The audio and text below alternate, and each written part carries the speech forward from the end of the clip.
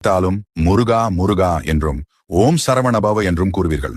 அவர் மீது அன்பு அதிகரித்துக் கொண்டே போகும். அடுத்தாக வேல், சேவல், மயில் இதெல்லாம் பார்க்கும்போது உடனே முருகர் ஞாபகம் வந்துவிடும். அது மட்டுமில்லாமல் வேல், சேவல், மயிலை அதிகமாக பார்த்து கொண்டே இருப்பீங்க. முருகனுக்கு உரிய சிறப்பான நாள் வருகிறது என்றால், அந்த நாளை நீங்கள் ஏதோ ஒரு காரணத்தினால் மறந்துவிட்டீர்கள் என்றால், அன்றைய தினம் உங்கள் மனதிலும் கண்களிலும் முருகனின் உருவப்படமோ முருகர் சம்பந்தப்பட்ட பொருட்களோ உங்க முன்னாடி வந்து ஞாபகப்படுத்தும். இது மாதிரி உங்களுக்கு நடந்திருக்கப்ப போய் காலண்டர் பாத்தீங்கன்னா அன்னைக்கு முருகருக்கு உகந்த நாளாக தான் இருக்கும். விசாக நட்சத்திரம், கிருத்திகை, செவ்வாய்க்கிழமை, சஷ்டி இது மாதிரி ஏதோ ஒரு நாளாக இருக்கும். நீங்க ஒரு கஷ்டத்துல இருக்கும்போது உங்களுக்கு உதவி செய்ய ஒருத்தவங்க வருவாங்க. அவங்க பேர் கண்டிப்பா முருகன் பேர்கள் உள்ள ஒருத்தவங்களாகத்தான் இருப்பாங்க.